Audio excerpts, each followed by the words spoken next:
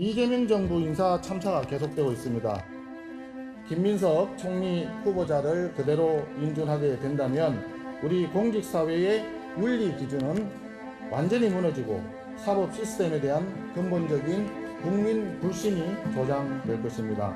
주진우 의원님이 김민석 후보자의 검증을 충실히 하다 보니까 더불어민주당에서 주진우 의원님을 공격하기 시작했습니다. 어이가 없습니다. 그럴 거면 주진우 의원을 총리로 지명하십시오.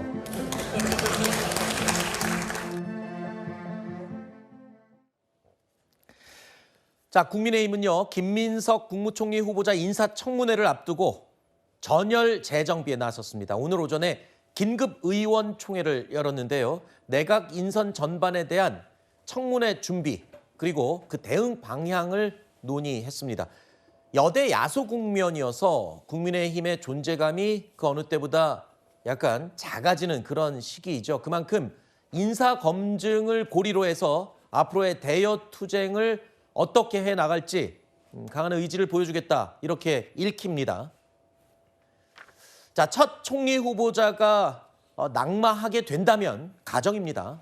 정권 초 국정운영 동력이 흔들릴 수 있는 부분이 있죠. 바로 이 점을 국민의힘이 노리는 것 같습니다. 자, 이뿐만 아니라 앞으로 진행될 내각 인선에도 차질이 불가피해질 텐데요. 이 때문에 민주당도요 물러서지 않고 있습니다. 김민석 후보자 방어에 총력전을 벌이고 있습니다. 김민석 국무총리 후보자에 대한 흠집내기가 도를 넘고 있습니다. 우리 헌법이 정한 인사청문이 정치 보복과 내란 동조의 연장선이 되어서는 결코 안 됩니다. 민주당은 인사청문회법 개정을 빠르게 추진할 것입니다. 이재명 대통령에게 불리한 재판이 계속되니까 형사소송법을 바꾸겠다고 하더니 이제는 청문회법 자체를 바꾸려고 합니다. 이 정권의 문제 해결 방식은 한마디로 수 틀리면 압도적 다수 우위를 기준으로 해서 법을 바꿔버리겠다 이런 거 아닌가 싶습니다. 입법 권력을 깡패처럼 휘두르는 습관을 고치지 못하는 상황입니다. 들으신 것처럼 민주당은 아예 인사청문회법을 바꿔버리겠다라는 겁니다. 입법 카드를 꺼내 든 건데요. 어떻게 바뀔지 구체적인 내용은 아직 나오지 않았습니다. 하지만 도덕성 검증 같은 것은 공개하지 않고 비공개로 진행하는 방안, 뭐 이런 것들이 포함된 것으로 지금 알려지고 있는데요. 그런데 압도적인 우위의 의석을 가진 민주당이 이것을 활용해서 입법 카드로 논란 자체를 덮어버리려는 것 아니냐 이런 비판이 아까 들으신 것처럼 국민의힘으로부터 나오고 있습니다. 반복되고 있는 게 아니라 이게 뭐 너무 그냥 자주 이렇게 입법 카드로 압박을 하는 게 아니냐 이런 비판을 하는군요. 국민의힘에서. 필요하면 입법적 조치를 취할 수밖에 없는 상황이죠. 근데 이 청문회법을 개정한다라는 시기가 갑자기 이번에 김민석 후보자 청문회를 앞두고 나오니까 예, 그러니까 지금 이 문제 제기를 안 할 수 없는 상황인 겁니다.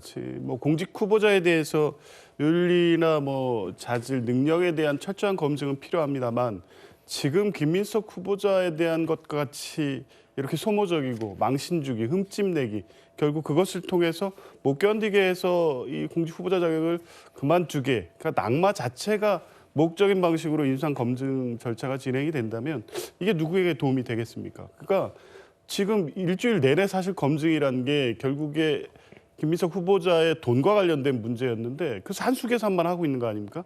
수입에서 왜 지출이 많냐. 그거에 대해서 출판 개념에 늘 소면하면 그럼 구체적인 내역을 내놔라. 그리고 또 이 칭화대 학위 관련해서도 출입국 기록 밝혔지 않습니까? 그리고 세부 자료는 준비하고 있었는데 어제 갑자기 법무부에 쫓아가서 그게 무슨 문제가 있는 것처럼 단정적으로 주장을 하니까 급하게 정리해서 제출한 겁니다. 공식 자료 제출할 거고요.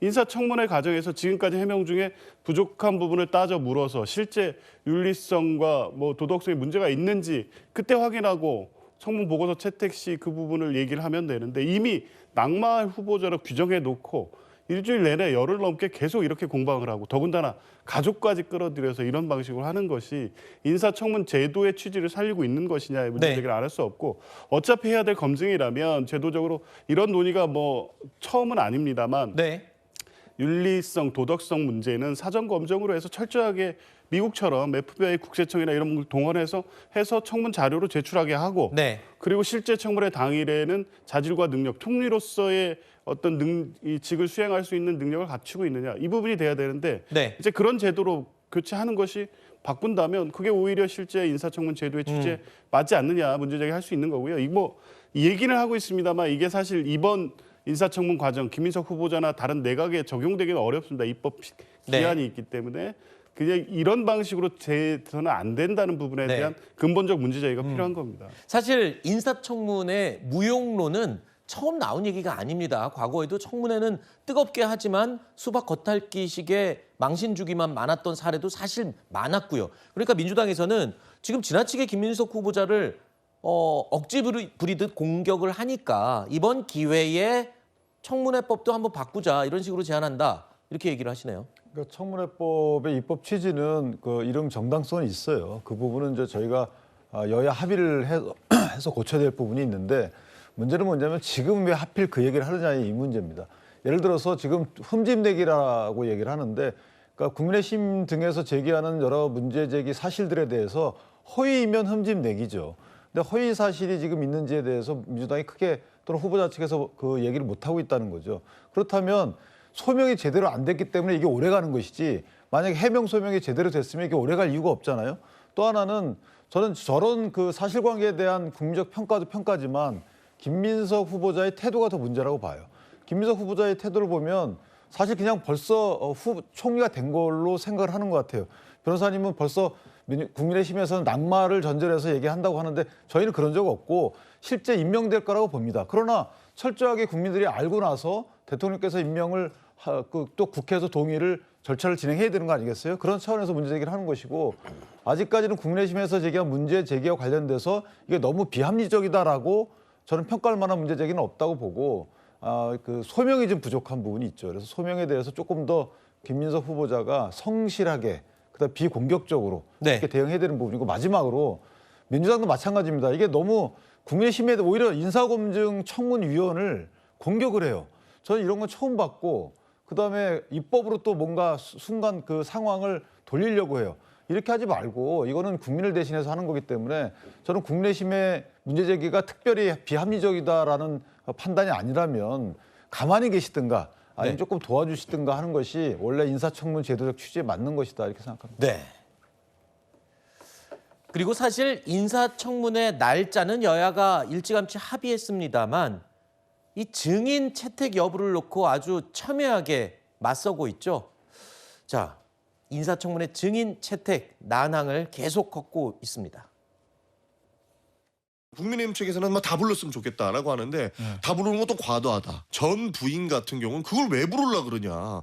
이거는 모욕주기 아니냐. 사실 갈라서면 이미 남인데 남까지 불러가지고 이렇게 모욕을 줘서는 되겠느냐. 욕보이지 마라라고 해서 증인 의결이 안 됐는데 민주당 측에서는 저희가 꼭 필요하다고 한 필수 핵심 증인에 대해서는 계속 일관되게 거절을 하고 있습니다. 제출한 협상 리스트에는 가족은 없고 전처 부분에 있어서도 합당한 자료만 내면은 저희가 늘 이유가 없다고 했고 청문회를 맹탕으로 끌고 나가려지 않나 저희는 강한 의심을 하고 있는데 그 인내심을 갖고 끝까지 협상해 보겠습니다.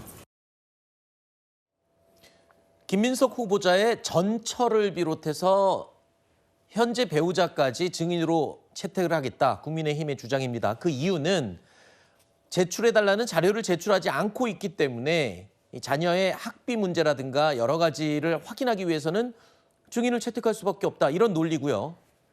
그런데 이 대치가 더 길어져서 오늘을 넘기게 되면 이번 인사청문회는 증인이 없이 진행될 가능성도 있다고요. 왜냐하면 5일 전까지는 출석 통보를 해야 되고 출석 통보가 있는데 출석을 안 할 경우에는 이 강제성을 띠게 되지만 그렇지 않을 경우에는 안 나와도 그만이라면서요. 그렇습니다. 그러니까 5일 전까지 본인 당사자에게 출석 통보가 가야지만 증인으로서의 출석을 의무화할 수 있는 것인데 만약에 오늘을 넘기게 되면은 임의로 출석을 할 수 있는 그렇기 때문에 사실상 김민석 후보자에게 불리한 증언할 가능성은 증인들은 오지 않아도 되는 그런 상황이 빚어지게 되는 것이죠. 이것이야말로 사실은 지금 현재 다수당을 갖고 있는 여당이 어떤 의석수를 갖고 증인을 아예 뭉개버리려는 그런 의도로밖에 볼 수가 없는 것이죠. 김민석 후보자의 전철을 부르겠다라고 하는 것이 일반적으로 봤을 때 딱히 납득이 안 될 수도 있지만 그럼에도 왜 이런 이야기가 나오는 것이냐. 바로 아들의 거액의 그 학비에 대해서 만약에 이것을 김민석 후보자가 부담했다면 그 연결고리를 우리가 의심하지 않을 수가 없는 상황이기 때문에 그런 것입니다. 뭐 굳이 어떤 특정인을 괴롭히거나 망신 주기 위해서가 아니고요. 오히려 정말 이런 부분이야말로 사실은 비공개로 잠시 진행을 할 수도 있는 부분이거든요. 예전에도 그런 사례가 있었습니다.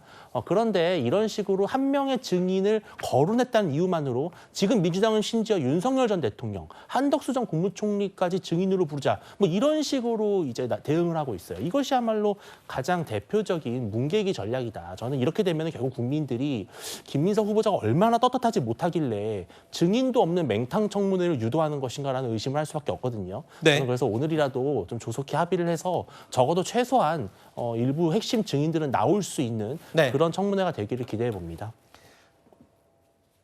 조금 전에 제가 말씀드린 것처럼 오늘 안에 또 여야가 합의를 하게 되면 증인 출석 선택적으로 할 수가 있을 것 같습니다. 그래서 일단 좀 더 지켜보기로 하고요. 국민의힘 의원들은요, 김민석 후보자의 중국 칭화대 석사학위 의혹도 규명하겠다면서 어제 법무부를 찾아갔습니다.